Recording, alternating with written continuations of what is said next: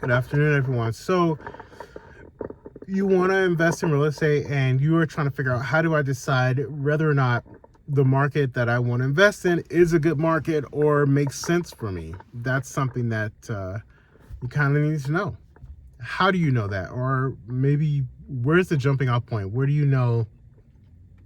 Here's where I should start. All good questions, and we're going to cover that in this video today. First, please like, subscribe, and comment and share. I appreciate all the feedback. We're up to 152 now of subscribers. Thank you to all of you. All right, so the first thing you're going to need to do is, I always tell people, look in your own backyard, because once you look in your own backyard, you'll be able to see what the trends are, what makes sense, do things cash flow, do things pencil out. And clearly, I will break down some of these terms. Hopefully at this point most of you guys know this, but if you're new here and you don't know this, make it simple. Cash flow is what we look at is for investors, right? This is what we look at the end of all of our expenses. So you have top line, that's revenue. Bottom line, that's your NOI, that's net operating income. That's what you get to take home. So after all your expenses in there, repairs, maintenance, insurance, taxes, mortgage, blah, blah, blah, all that stuff, it's all calculated in there. At the end of the day, I walk away with $200 a month. That's your cash flow. That's how you're able to figure that out, right? So back to, how do you find a market? Always look in your backyard, because you don't know what you don't know. Now, if you live in an expensive market like your LA's, New York, San Francisco's, Portland, Seattle's, those are very high-end markets, right?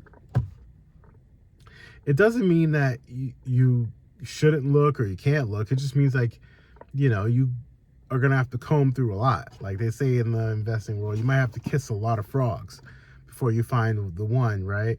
So what I always recommend people is, here's the thing about investing. Investing is a skill.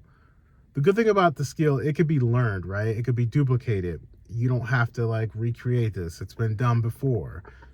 So what I would do is look in my backyard, see what's out there, figure out what things are trading for. And you can do this very easily. And to get a sense of that, it's going to take anywhere from 60 to 90 days before you actually like start to, I guess, feel good about what it is you're looking at, what you understand, and you're understanding your market. You need to know if the average, would you say house, if the average house is selling for $600,000 for easy math, and you see one after your search, and be very, the thing about this is when you create your buy box and find a market, you have to be very intentional and detailed. So you want to know, okay, what am I looking for, right? If I'm looking for a single family home, I want a 3-bedroom, 2-bathroom, 2-car garage, 1,400 square feet, and you can put a range in there, 14 to 2,000, whatever, or 1,200 to 1,400 square feet. And if you really want to zero it in, you can even look at certain zip codes, right? You can look at the zip code you're in. And you say, I only want to look at those houses. I don't know how it is to yawn on a video, but here we are. So you want to look at that information. Once you have that buy box information, now you can go in informed, right? So you can be tracking it for 60 days. And you can do this on an Excel sheet, write it down, whatever. Find the way that works for you. There's plenty of material out there that helps you track. And what you want to do is you want to look, you have your Zillows, you have MLS, you have, Redfin, you have all these places where all this data is located. Right now, you're just looking at the numbers. You're trying to see what makes sense, and is it something that I can afford? If you know you can afford $600,000 and the houses are selling for $1 million plus, well, there you have a problem, right? You got a big problem. So there's only one thing you can do to remedy the problem. Well, I guess there's two things. You can buy set your price range up and figure out how to make more money. Most people starting out, that's not the correct way. Most people will say, okay, I can't be in this city, but maybe I can be, let's try the next city over. Or maybe let's go out 30 minutes, or let's go out an hour. You got to get creative and figure out where the numbers make sense. Wherever you decide to go, sorry if this is a little shaky, wherever you decide to go, make sure that you stay in that area for at a minimum 3 months, right? Because you need time to see if your data is correct. And that's you're not gonna be able to see that in 30 days. You just need more time to see what things selling for. Once you have that data, then you could be better informed on how the math works. And so I know people that especially on your first one, and for most of us, it'll probably be like a house hack. If you don't know what that is, I've made a video about that, and I may make another video about that just to talk about it because I've done it. I like to refresh these videos sometimes. So that's kind of what you want to look for, and that's kind of gives you at least a starting point. But the key here is you need information over a period of time before you can make an informed decision about the markets that make sense for you. Because not all markets make sense, right?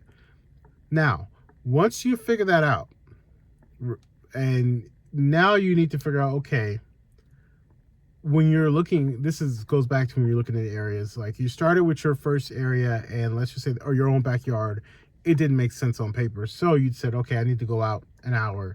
Well, whatever direction you choose to go, make sure you're paying attention to what the economic drivers are, because that's going to play a role in what market you choose to invest in.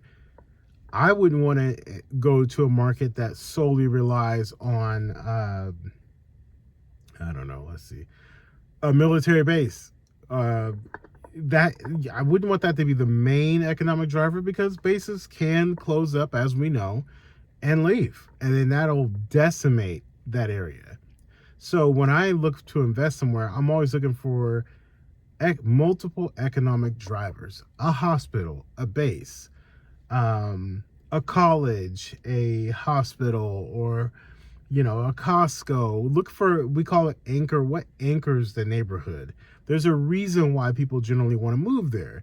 Maybe it is the cost of the real estate. Maybe they do have a good school district. I don't know. The thing about school districts you need to keep in mind, school districts, the better the school district, the better to maintain your property value. That being said, as a landlord, you could have turnover as kids age out of that school district, if that makes sense. And then you'll have, some vacancy there. So just food for thought. But you want to be near economic drivers, because why? Well, those are the people that you want to rent to. You want to rent to people who have stable employment and it's not going anywhere.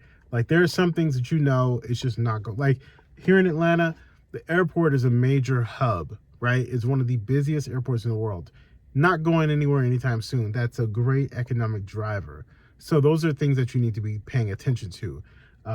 Places that have a great healthcare network, well, that's a economic driver, right? Because you got nurses coming in there. So maybe a travel nurse, a midterm stay or something like that. Maybe that makes sense there. I don't know. But these are all the types of questions that I would ask when I look to invest in the area. Most major cities, I would venture to say, as long as, and I only teach buy and hold. I don't teach this fix and flip. Nothing wrong with it. You can make a lot of money from it. I know people who have made a lot of money from it. It's just not my thing. I'm a boring buy and hold landlord, and I want to set it and forget it, to where it's just, I don't think about it anymore, right? Any more than I have to. Maybe every month I'm looking at something or something like that, but I just don't want the mental capacity to be assumed, to be taken over by it, basically. So those are just some food for thought, just to get your wheels kind of turning. If you like this type of content, let me know. There's a lot more detail we can go into, but I just want to make a quick video just to kind of give you some thoughts on what to look for when you're looking for a market, and then your buy box, what you should be kind of, how it should work, and what you should be looking for, and the time that you need to actually understand what it is you're looking at. So hopefully that was helpful, and you guys continue to like, subscribe, and comment. Talk to you later. Have a good day.